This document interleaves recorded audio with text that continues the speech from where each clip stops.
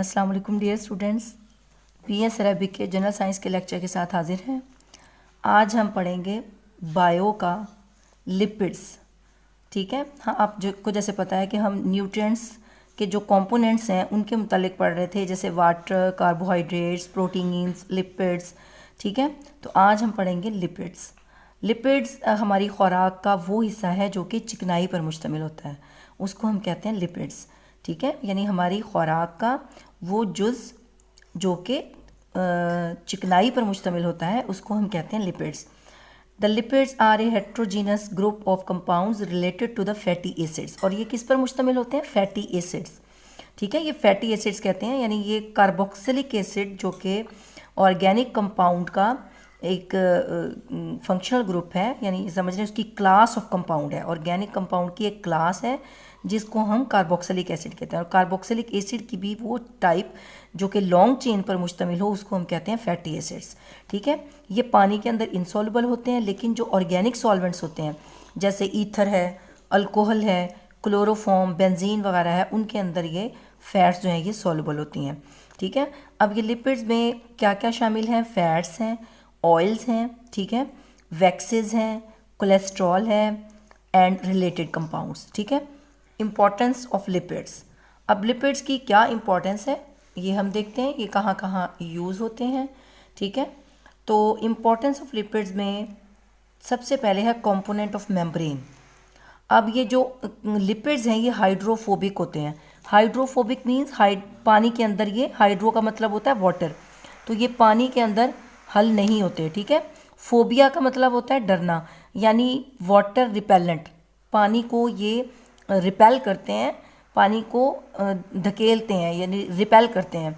तो लिपिड चूँकि पानी के अंदर इनसॉल्युबल हैं उसको रिपेल करते हैं, इसलिए ये सेलुलर मेम्ब्रेन का ये इम्पॉर्टेंट कंपोनेंट है। ठीक है, यानी ये फॉस्फोलिपिड्स इनको हम कहते हैं। उसके बाद नेक्स्ट है सोर्स ऑफ एनर्जी। अब लिपिड्स जो हैं ये इनके अंदर बहुत ज़्यादा अमाउंट ऑफ एनर्जी होती है। अगर उतनी ही अमाउंट हम लेते हैं कार्बोहाइड्रेट की और उतनी ही अमाउंट हम लेते हैं फैट्स की, लेकिन जो एनर्जी हमें प्रोवाइड करेंगे वो फैट्स हमें डबल अमाउंट ऑफ एनर्जी देते हैं। ठीक है, यानी अगर फ़र्ज़ करें कि हमने 1 ग्राम कार्बोहाइड्रेट लिया है, यानी चीनी ली है, और 1 ग्राम हमने जो है वो मक्खन खाया है, तो दोनों में से जो मक्खन है वो हमें डबल अमाउंट ऑफ एनर्जी देगा एज़ कम्पेयर टू शुगर। ठीक है, तो ये कार्बोहाइड्रेट्स की निस्बत ये डबल इनमें अमाउंट होती है एनर्जी की, जो हमें ये हमारी बॉडी को देते हैं वर्क परफॉर्म करने के लिए। और इसलिए कि इसमें कार्बन और हाइड्रोजन बॉन्ड्स, यानी ये चूँकि ये बॉन्ड जब टूटता है तो ये हमें एनर्जी देता है, और ये कार्बन हाइड्रोजन बॉन्ड्स की अमाउंट प्रोपोर्शन जो है वो तनासुब जो है इसका ये बहुत ज़्यादा है, और बहुत कम अमाउंट इसमें ऑक्सीजन की मौजूद है। ठीक है, उसके बाद नेक्स्ट है इंसुलेटिंग एजेंट्स। इंसुलेट का मतलब क्या होता है? यानी प्रोटेक्शन करना। इंसुलेट का मतलब होता है यानी हीट को गुजरने ना देना या टेम्परेचर को अपने अंदर से गुजरने ना देना। तो इंसुलेटिंग एजेंट्स यानी कुछ लिपिड जो हैं वो इंसुलेशन देती हैं हमें। ठीक है, अगेंस्ट एटमॉस्फेरिक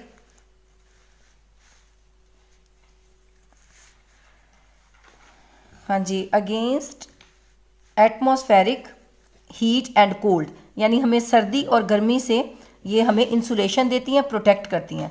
ठीक है, जैसे ये एडिपोज टिश्यू है हमारी स्किन के नीचे, हमारी स्किन के नीचे एक फ़ैट की चिकनाई की लेयर होती है जिसकी वजह से हमें सर्दी जो है वो कम लगती है और गर्मी भी कम लगती है।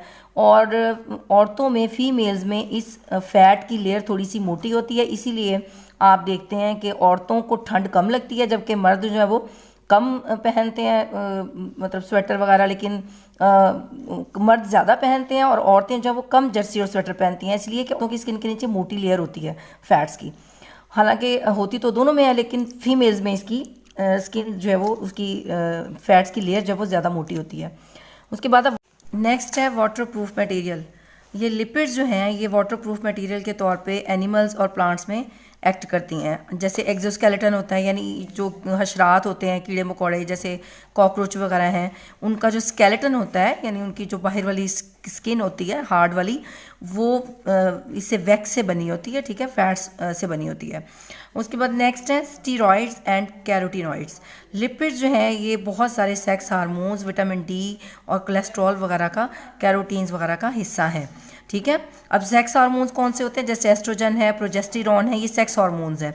इनको हम क्या कहते हैं, स्टीरॉइड्स। सेक्स हार्मोन्स को हम स्टीरॉइड्स कहते हैं। स्टीरॉइड्स कौन से होते हैं, जैसे एस्ट्रोजन्स हैं, प्रोजेस्टेरॉन है। ठीक है, उसके बाद ये सॉल्वेंट्स के तौर पे अमल करते हैं। लिपिड्स जो है ये चूँकि ये भी फैट्स पर मुश्तमिल है ना, ये विटामिन भी और सेक्स हार्मोन्स भी, ये चूँकि फैट्स पर मुश्तमिल होते हैं, ये इसलिए फैट्स में ही, लिपिड्स में ही ये सॉल्युबल होते हैं। ठीक है, तो lipids act as a solvent for fat soluble vitamins, sex hormones and related hormones. ठीक है, यानी ये सेक्स हार्मोन्स, विटामिन्स और जो हार्मोन्स हैं उनके लिए ये सॉल्वेंट के तौर पे अमल करते हैं। ठीक है, लास्ट है प्रोटेक्शन। अब ये प्रोटेक्शन कहाँ पर प्रोटेक्शन देते हैं, प्रोटेक्टिव मटेरियल के तौर पे इस्तेमाल होते हैं। वैक्सेस जैसे मोम लाइक जो मटेरियल होता है। Waxes are widespread as protective coating on fruits and leaves. ठीक है, फ्रूट्स और लीव्स आपको पता है पत्तों के ऊपर भी एक वैक्सी सी लेयर होती है। ठीक है, वो इसकी वैक्स की होती है, फैट्स की होती है, और वो वैक्सी लेयर क्या करती है, जिससे पानी इवेपोरेट नहीं होता, पानी ज़ाया नहीं होता प्लांट्स का। ठीक है, waxes protect plants from water loss and abrasive damage in leaves. ठीक है, अभी जो मैंने आपको बताया कि जो उसकी लेयर होती है वैक्सी लेयर, वो उसको वाटर को जो बुखारात बन के उड़ सकता है उससे बचाती है। They also provide water barrier for insects, birds and animals such as sheep. जैसे भेड़ होती है, इसके ऊपर भी एक फैटी लेयर होती है उसके बाहर, स्किन के बाहर। उससे क्या होता है कि ये वाटर बैरियर के तौर पे अमल करती है। इंसेक्ट्स में भी होती है, ये बर्ड्स में भी होती है। In human wax is produced by glands in the outer air canal to trap dust and dirt particles, preventing them to reach the eardrum। हमारे कान के अंदर, जैसे जिसको हम मैल कहते हैं, अगर हम कान के अंदर मतलब अपना उधर कोई स्टिक घुमाएं या वैसे कान के अंदर अगर अपनी उंगली डालें तो आप देखेंगे कि एक मोम लाइक मटेरियल उसके अंदर लग जाता है, जिसको हम कान की मैल कहते हैं। अब वो क्या होती है, वो वैक्स होती है, और कुदरत ने जो वैक्स है वो हमारे कान के लिए रखी हुई है कि वो जो मट्टी वगैरह होती है, जो कोई और गर्द वगैरह होती है, वो उसको ट्रैप कर लेती है और वो हमारे कान के अंदर पर्दे तक नहीं पहुंचती। अगर वो मैल वगैरह या डर्ट वगैरह, मट्टी, धूल, गर्द वगैरह अगर हमारे कान के अंदर पहुंच जाए, एयर ड्रम के अंदर, तो हमारे कानों की जो कुव्वत समात है वो मुतासिर हो सकती है। लेकिन ये जो वैक्स है, जो हमारे कान के अंदर की मैल है, ये इसको प्रोटेक्ट करती है।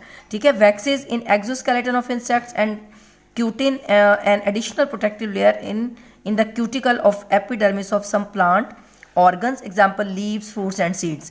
ठीक है, यानी इंसेक्ट्स में cutin an additional protective layer बनाते हैं, किसमें, क्यूटिन के तौर पे एक्सोस्केलेटन इंसेक्ट्स में, और जो लीव्स, फ्रूट्स वगैरह हैं उनमें ये क्यूटिकल उसको कहते हैं, क्यूटिकल की लेयर होती है। ठीक है, लीव्स, फ्रूट्स और सीड्स के ऊपर, जो कि उसको डैमेज से, एनवायरमेंटल जितने भी होते हैं फैक्टर्स, यानी हीट से, सर्दी से, गर्मी से, उससे बचाते हैं। तो ये था जनाब हमारा आज का लेक्चर लिपिड्स के मुतालिक।